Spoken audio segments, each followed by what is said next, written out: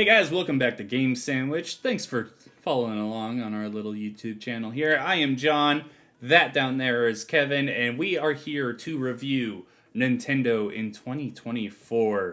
It's been a bit of a, how do you describe Nintendo in 2024? Because part of me wants to say quiet, but there were some good releases this year. There was some good stuff, and there was some we'll get into that here in a little bit. How we're going to handle this is I have accumulated a list of the biggest news stories Nintendo has had this year, their biggest releases, the biggest talking points for Nintendo.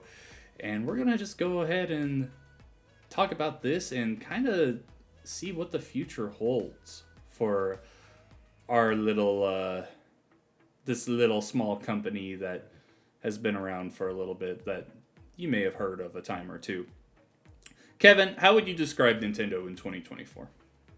Ooh. All right. So this is my technicality. I'm going to pull this card and give them the definition of a sunset year that is 2024. I think we're living in this year where it's very clear they're moving on from the Switch. I would like to think I've been teased too many times before. But I'm moving the goalposts to say that they're, I don't want to say playing with house money, because, like you said, we did get pretty damn good releases like Echoes of Wisdom and a few others. But for every one of those, you get an Alarmo. You get Nintendo Music. Sure, you get that Direct that was just about Donkey Kong Land. And it's like, all right, like, this is the year?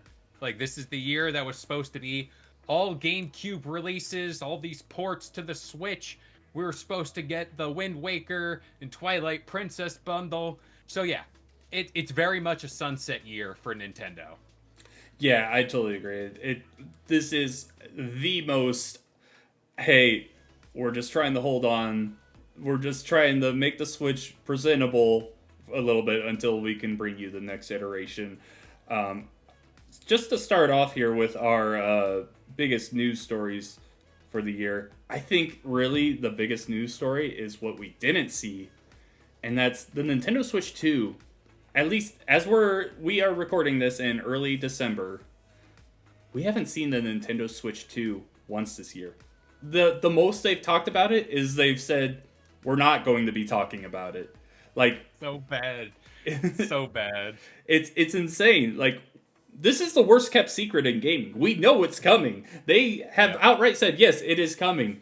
We're now seeing like leaks for like cases and stuff, but they're not showing us the console, which is insane to me. If you would have gone to me a year from now, like a year in the past, and said, John, when do you think the Nintendo Switch 2 will be announced?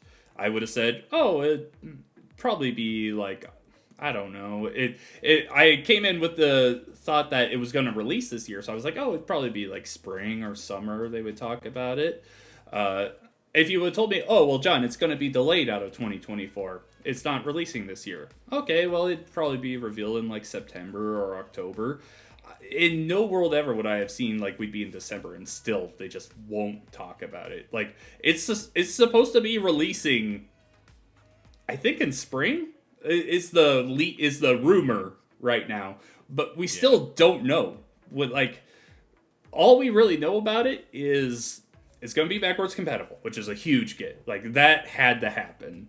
Oh yeah. The Nintendo Switch library is way too strong to just leave it behind when it's very possible to play it on the new console. I haven't even seen it yet, and I'm like, yeah, no, it's got to be playable on it. What are your thoughts with just Nintendo not showing us their new console yet? All right. So to kind of lay the groundwork, I thought we would get the reveal in September. That classic September Direct. Perfect. It's there. And afterwards, for the actual release, it could have been October. It could have been November. And to capitalize on the most recent headlines, we did get that leak for the apparent Joy-Cons, the case, like you said. The person that leaked the Joy-Con video said production for the Joy-Cons or whatever it would lead them to believe it is not coming out in March and it's coming out over the summer. Okay. Sure. At this point, like you said, I just need to see the thing. It's so weird that we're settling for, I just want to see it. Like, I want to hold it. I want to play the games. It's very wild to me they went this whole year without even saying, like, hey, here's a little direct. And at the end of the direct, we got one more thing. You snap your fingers, and there's the silhouette of the console. Even that, like, it's so wild that they haven't done anything. And to say, like, oh, it's going to take away from Switch sales, it's still selling. People are buying the games, and it's just so confusing. But at the end of the day, we're talking about Nintendo. They're a very confusing company to begin with. Yeah, they are. Nintendo's gonna Nintendo. Believe I've been a Nintendo boy my whole life. I get it. Yeah. So it's very interesting. I'm so excited to see not just the Switch 2, but the games for it. Like I'm expecting big things like a new Mario Kart, a new 3D Mario, like Animal Crossing. Like there's all these games. I think I wrote up an article like kind of guessing what the first year of Nintendo releases will be like on the console. So yeah, check out GameSandwich.com for that. It's mind-boggling to me that we haven't seen it once. Like, just throw out a video on YouTube. Be like, hey, introducing the Nintendo Switch 2. And, like, completely redo the original trailer they did back in the day for the Switch 1, but just put in the Switch 2. Like, 100%, I would fall for that. You could be playing Breath of the Wild on it again, and I would be hype as fuck. Like, come on. I just want to see this console. They're so notorious, too, for just dropping stuff in the middle of the night. I mean, that original thing where they said, the Switch successor is being worked on. That was at, like, midnight, like, here. But it's so... the more I think about it, the more I'm like, really? Like, we're here? Like, one, it's also weird. We're in a year where there's not a brand new Pokemon game. So, like, we have nothing to focus in on. Sure, we got 2 Zelda games, one of them being smaller, but still, like, or I should say within the Switch's life cycle recently. I don't know. Switch 2. I mean, for all we know, tomorrow they might drop a trailer, so I don't know what they're doing. I'd be happy. I really would. Yeah. I want to see it. I need it. Yeah. So you mentioned Pokemon. We know no Pokemon game this year, which was a bit weird, but after I don't want to really call it a disaster for Scarlet and Violet, but it wasn't a good launch for Scarlet and Violet. I am happy to see them take more time to focus on Pokemon Legends ZA, which we know will be coming out next year, and we're assuming it's going to be a Switch 2 game. It'd be a bit weird if it was a Switch 1 game only.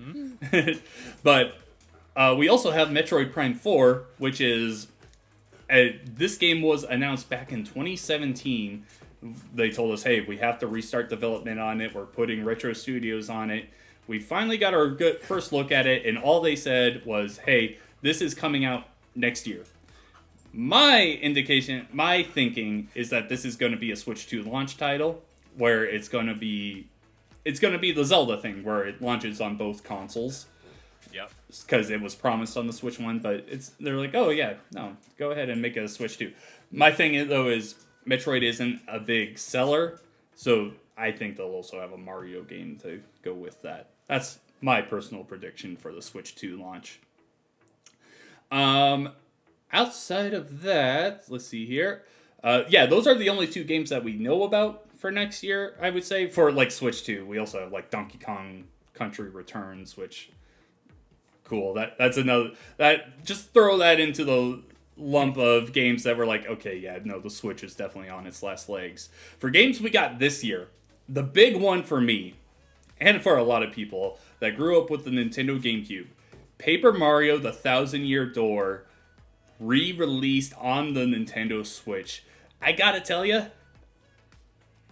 one of the biggest surprises, I think, in years for Nintendo. Like... there was no indication that they were going to do this. Like, we have seen them go completely away from the Paper Mario RPG series. Like, there are more games in the Paper Mario series that are not RPGs now. The first two are RPGs. After that, there's a platformer, there's weird adventure games. Like, they may have RPG elements, but they are not the same, like, turn-based RPG style. So, we finally got it back, and this game is still one of the best Mario RPGs of all time. Bar none, it is great. Highly recommend people play it. Did you get your hands on this? I did, and like you, I'm a big GameCube person, and I think we've been spoiled with Mario RPGs. When you think about it, we got the original Super Mario RPG, we got Thousand Year Door, and we got Brothership. I think by Brothership, people were like, okay, like, we have enough Mario RPGs here, and that's probably maybe why it did all right. But back to Thousand Year Door. I mean, I can't tell you how excited I was to get my hands on this game, and it looks amazing. Like, whenever you talk about remakes, remasters, whatever have you, this was done right to every metric. It captured the soul, which is very hard to do whenever you do a remaster or remake, the soul of Thousand Year Door on the GameCube. And to do that, it's hats off to the team that made this game. I mean, you can't speak any more highly about it. And in the annals, like you said, of Mario RPGs, it's between this one and the original RPG game. So, up for debate on which was really number one there. Yeah, it looks how you remember it looking. Yes. It's one of those things, like, if you go back to Ocarina of Time, you may remember it looking a lot better than it actually looks. You go back to Thousand Year Door in the GameCube, it still looks good. I will maintain that a lot of GameCube games still look great for today. But they did upgrade the graphics and the color. The color in it especially is where they made the biggest updates, I would say. So good seeing that all back. Jumping on Mario and Luigi Brothership, as you mentioned, that was another RPG game. It's so wild that within the last 365 days, we got Super Mario RPG back, which, again, that was 2023, but to throw out there, like, no one saw that coming. Like, they had hoped for it, but the Square Enix relationship there, you were never really sure that would ever happen. You were kind of hoping for just a release on NSO, but they actually remade the game. But we got that, and then Mario and Luigi Brothership. A new Mario and Luigi game was not on my bingo card this year. Like, that was very surprising. We've seen that series just tank on the 3DS. Obviously, I actually went into an article about how Brothership may be this may be that series' last chance, because obviously Mario isn't going anywhere, but we have seen Nintendo turn their back on series that just don't do well. For them to go back to Mario and Luigi, it's been like 6 years since the Bowser's Inside Story debacle that really just killed Alpha Dream, made them close down, because they had a lot of bad business decisions, making remakes and not putting anything on the Switch. They were still putting everything on the 3DS. It's just so surprising to me that we got Brothership. You can think whatever you want about it. I know opinions on it are all up and down, all over the place, but seeing Mario and Luigi come back was a big surprise for me. How about you? It certainly was out of left field for me. I'm not invested in the Mario and Luigi side of the RPGs. I'm more of a Paper Mario kind of guy. But, you know, whenever you talk about games that we would like, and there's a cult following behind most of them, I mean, it adds to the repertoire. The Switch 2, or not the Switch 2, the original Switch's library, can't believe I'm saying that now, is up there with some of the best as far as what a console could offer. And you're adding to the mix there. The only thing, like, it's wild to me through this whole production of this game, we didn't know who was making it the whole time up until you rolled credits, which I don't see, like, the big deal behind it, but to some, that's a lot, especially for us within the world of reporting on games. You kind of want to know who's making a game. That could dictate a lot as far as, like, hey, this is going to be a good game, or hey, You might want to watch out for this. Nintendo has been doing that a lot this year. They actually did that with all of their releases. They also extended that to Super Mario Brothers Wonder last year. Maybe not so much with who developed it, but who was voicing the characters. Remember Mario and Luigi, the new Mario voice we didn't know about until like the week of release. It's very odd. How I think they're doing it to try and avoid leaks, so that people aren't like hounding down those development teams to try and get leaks. I guess that's my only guess. Sounds right. I have no idea really what the thinking behind that is. Before we get into some other releases this year, we got a very exciting announcement for myself. A Legend of Zelda movie is being produced. Shigeru Miyamoto will have a hand in it, just like the Super Mario movie. We don't know anything outside of that. We know who the director is. It's the guy that made Maze Runner, I want to say. Yes. Outside of that, I don't know him. I don't know anything about his work besides Maze Runner. But I am a massive Legend of Zelda fan, and I cannot wait for this. I know there's a lot of people that are they're down on this. They're like, oh, Link's gonna talk, and oh, they're just gonna get Tom Holland to play Link. I'm like, I just want to see what it's gonna be. This is one of the few video games where I'm like, yes, I want to see this in a live action format. Oh, for sure. Because most of the time, I'm of the mind that video games should be animated if they're gonna be in a show or a movie. This one I am very excited to learn more about. I'm just biding my time. I really hope we get that cast announcement next year sometime. I want to go crazy with this movie. What are your thoughts on it? I'm for it. Whenever I first heard the news, that was the first thing that crossed into my mind. Like, oh, it's live action? Like, aren't they trying to build up the Nintendo Cinematic Universe to do this, what I would assume to be the Super Smash Brothers movie? Because Mario's animated, I think there's a second Mario movie in production. Yes, there is. There's probably a spin-off show somewhere in there. But, yeah, like, whenever you look at The Legend of Zelda, just lore, pretty much text, there is a movie there. Again, how they handle Link, if he's gonna talk, we're assuming he's talking. He has to. He has to. You You're can't not getting a movie of grunting. You can't do an hour and a half, let's say, of a silent protagonist going through the woods and not saying anything. Like, Yeah. that's just not gonna happen. Now, the bigger question, do they draw off of, like, I don't know, Majora's Mask, Ocarina of Time, or Yeah. do they do Breath of the Wild? That's like that. That's been the hardest thing for me. Is like, where do they go with this story? Like, what game do you choose? Like, if they do, because the Super Mario movie was an original story. Obviously, there's not much story in Mario to begin with, but that was completely original. Like, they made new lore and everything for that movie. I think, knowing Nintendo, how they like to do new things, like things you don't expect, I would expect that's what they're going to do. They're going to do something just completely different. But if they were to go down the path of, oh, let's make one of the games into a movie, I would prefer they went for Ocarina of Time. That leaves room for them to do Majora's Mask in the future. But I do think that they're going to do something original.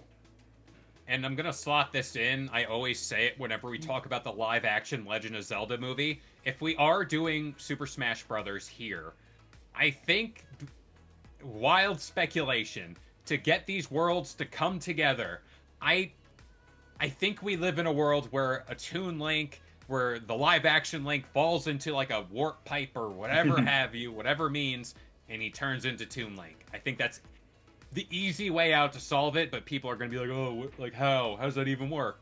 Or if they can just plop live action right in there, and they can roll like that.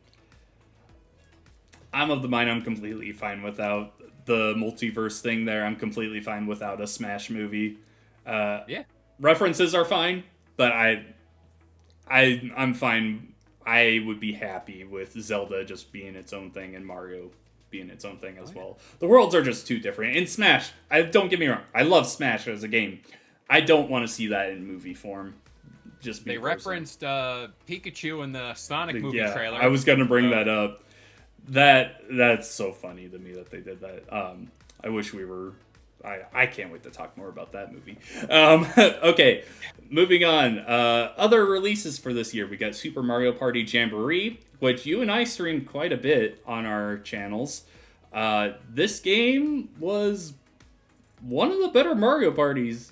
Mario Party's on a good run right now with the Switch. The Wii and the Wii U had some down games. Like, they were not doing well for a while, and there was definitely a bit of fatigue in there. I mean, that's going to happen when you have 7 games in a series between the Nintendo 64 and the GameCube, all within a span of like 8 years, I think. It was like 7 games in 8 years. It was a lot. Insane churn out. Then ND Cube took over after Hudson Soft was dissolved into Konami, I want to say. And now ND Cube started out rough. It really did. Like, we had Mario Party 9 and 10 were both car focused. The 3DS Mario Party games just were not good. We had the Top 100, which was a disaster. But then the Switch came out, and we got Super Mario Party, which the boards weren't great, but you could tell that, oh, there was more quality in this game. Then we got Super Mario Party Superstars, or whatever it was. Mario Party Superstars, which was the N64 boards brought back. And I always thought, oh yeah, they're going to add to this. They're going to bring out more boards from those days. And they didn't. Instead, they brought 2 boards into Super Mario Party Jamboree, which just don't fit. They don't fit here at all. I don't get it. But focusing on Super Mario Party Jamboree, this game's a lot of fun.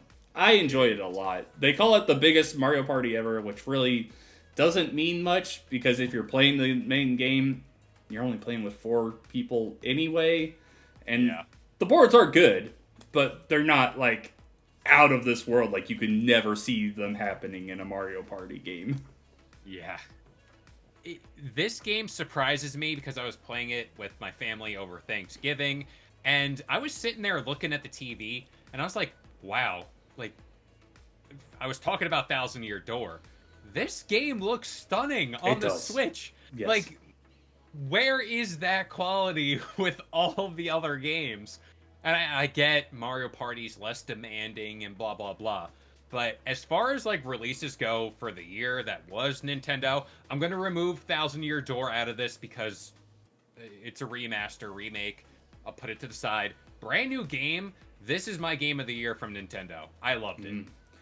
You know, I think I would probably agree with you there. We're going to talk about it here right after this, but, like, Legend of Zelda Echoes of Wisdom, like, the biggest selling point for that was that you played as Zelda, which was good, but overall as a Zelda game, it was fine. It just wasn't really amazing by any means. Super Mario Party Jamboree, like, it came out and it's like, yeah, this is a lot of fun. They brought in the Koopathon, which it could be better. It gets very samey after just a few runs, but, like, it's like, this is a cool idea. Like, I could see a future where we have, like, a Battle Royale Mario Party game coming from this.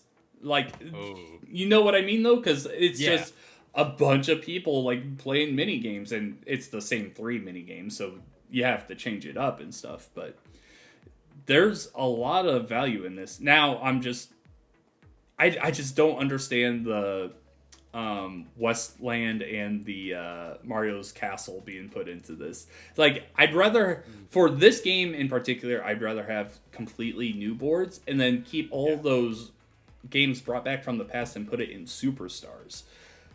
As we said, though, Nintendo's gonna Nintendo. Like, I don't know what they think about with this stuff. Let's focus on Legend of Zelda Echoes of Wisdom, though, because this was one of the bigger surprises. We had Tears of the Kingdom released last year, which was my personal game of the year in 2023. As I said, I'm a big Zelda fan. I've got the Ocarina of Time stuff here. I've got Link on my arm here. The Legend of Zelda Echoes of Wisdom, as I said, is a good game.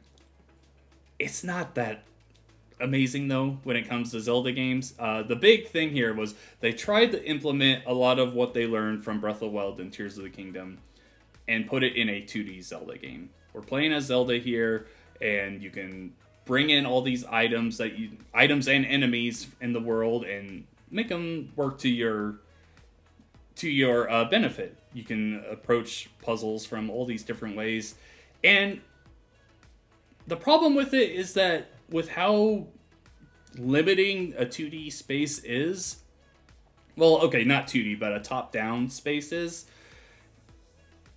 you find a lot of ways to solve. You find a lot of problems that can be solved with like a few solutions.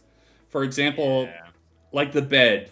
I was calling in beds in like every dungeon. Every way to get around was, okay, I'm gonna stack beds here to get around, because that was my one fix problem. Where Breath of the Wild and Tears of the Kingdom, I had to like actually think about the problems I was pursuing. Oh, this enemy here. Okay. Oh, there's a fire over there. Let me do this. Let me cause an explosion. Let me chain electricity to get this thing going. Like, there was always, the puzzles were a lot smarter. It was definitely something that you had to think about a lot more. You had to strategize in Breath of the Wild and Tears of the Kingdom. And Echoes of Wisdom, I just felt it was kind of tame, really. Yeah. I appreciate the game. Thought it was fun. The one thing, and I don't know where I seen it, I just remember seeing it. The fact that we don't have an open world Zelda game, like where you play as Zelda, now Echoes of Wisdom, we have that. But like, I'm talking about Tears of the Kingdom level, like open world style. It's astonishing because you have all of her magic powers. You can tune into Sheik if you really want to. And there's a game there. Like, maybe stealth-based, if that's what you want to run. But as far as Echoes of Wisdom goes, I just appreciate, like I said earlier, the amount of Zelda content we've been getting as of late. And I'm not 100% sold on this. I don't think there's going to be a Switch 2 The Legend of Zelda game. I don't. I'm just not convinced. Just out of the sheer content we've gotten. I hate you. I gotta. Don't you ever bring that evil on me again. I gotta be a realist. If I can't get Jak and Daxter and 3D Donkey Kong, no one else is getting their games. No, okay, that doesn't matter. We're talking about Zelda here, okay? Darn. No. I thought I can get away with it. No. I really... God, I hope you're wrong on that. I think there is definitely potential. Obviously, this is me wishing, and we all know that Nintendo plays by their own rules. Eiji Aonuma's going to do whatever he wants with the Zelda series. There's got to be potential for a game where you can play as both Link and Zelda in a 3D environment, a big open world game. We've seen that with Tears of the Kingdom and Breath of the Wild. Like, Breath of the Wild, yeah, Zelda was locked away forever, okay, and in Tears of the Kingdom, she had a bigger part in the story itself, avoiding spoilers, but there is potential to let Zelda be part of Link's journey. Whether you have that as a cooperative game, which I don't see Nintendo doing, but I think you could really do the Spider-Man 2 thing, where you can switch between Peter and Miles. I think you can definitely make an open world game like that, where both Link and Zelda are working together. And that's really what I want.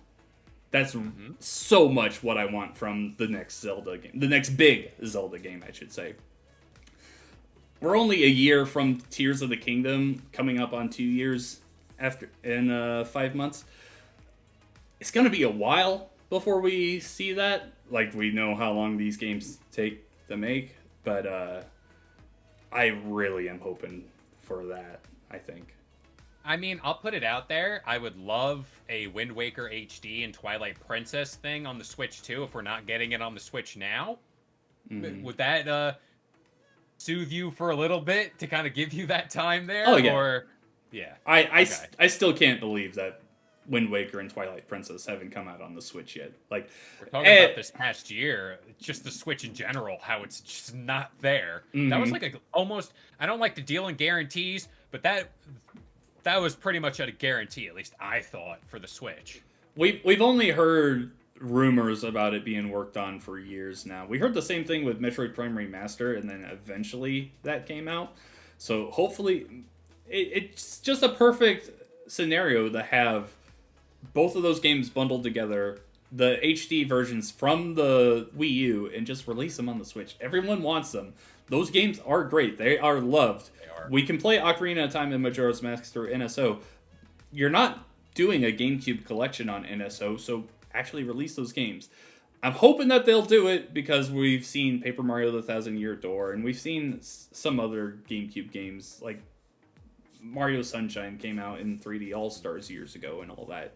So I am hopeful that 2025 will finally get Wind Waker and Twilight Princess just to kind of tide us over for that new Zelda game. But yeah, your thought about no Zelda game on the Switch 2, man, I just cannot see that happening. Switch 2 launch. Oh, launch. Okay. Launch. Switch Launch. 2 launch. Launch, you're right. You're absolutely Okay. right there. Okay. I thought that was clear. Okay. Sorry. Good. We're on the same page. I thought you were talking about like Oh, no. no Zelda game. I'm like that's impossible. Like that can't. There's happen. no way they can make the console more powerful and not release a Zelda Yes. game on it. Yeah, no launch. Because we had Tears of the Kingdom last year, and Grezzo just made Echoes of Wisdom. I'm 100% with you there. I do. We're talking about 2024. No more future Zelda talk here because man, more I'm gonna be stuck on this forever. Let's focus on another princess though that got her own game this year, Princess Peach Showtime. This game came out and it just kind of happened. In all honesty, it just like you're playing as Peach and it's like this play style thing, which is I think a callback to Super Mario Brothers 3, which was a play as you go through that journey. But I didn't play this myself. I didn't hear amazing things about it, but I didn't hear bad things about it. It was just kind of there. I heard there's a game there. Whether they expand on it or not, I would think after it not doing too well, I think we're just moving on from this style of game. But for Princess Peach, I thought they would expand more or like do something. Like, Yeah. not like just do something because they made a game, but like expand, make it bigger because Peach is pretty damn big and she's gonna be in the next movie. She's a big character in the first movie. It's like, hey, like you had a chance. I don't know. You put it best. It happened. Mm-hmm. It's a bit weird that the movie made Peach this like strong character, and we're just still not seeing that in the games. Nope. She's just there. Like even with this game where I don't think Bowser or Mario show up in this game at all, which is surprising. But with it being like so play themed, it didn't really do a good job of like taking away the talks of her just being the damsel. Like that's all she ever is, and really that's all it's gonna be for her going forward. This didn't do a good job of putting those talks to the side. So that's really all we had for Nintendo this year. Oh, actually, I did forget one thing. We got an alarm clock called Alarmo. That was the hardware. Oh my god. That was the hardware announcement we all wanted, right, Kevin? I did short on this, and the fact that we've all been like feral dogs waiting for this Switch 2 reveal, and they're like, you know what, alarm clock, here you go, and it's like, what? Like, out of all things you could have given us, Nintendo, you could have given us a little GameCube emulator console. That would have been friggin' epic. I would have loved it. Like, something like that. But no, an alarm clock that annoys you until you wake up. And I heard, I don't know how true this is, it only works for people who sleep alone. Yep. So if you have a wife or a significant other, you're out of luck. Like, the more I talk about this, the more I'm just like, how is this a thing? I don't know. I don't know. Just a kind of a quick look into my life, I am not a good person to wake up from my sleep. This kind of thing, if I were to buy it, would make me hate these Nintendo games. I don't want to hate Breath of the Wild. I hate it. I don't want to hate Mario Odyssey. Those are some of my favorite games of all time, so I have no interest in buying this. All right. Well, we've talked a lot about the Switch 2, Zelda, and Mario. 2024, just kind of a placeholder year for the Switch. It was still a good year.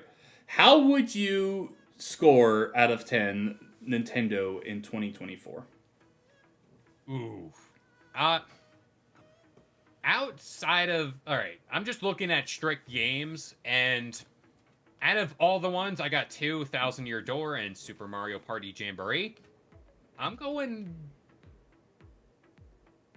4 out of 10. Oh, wow.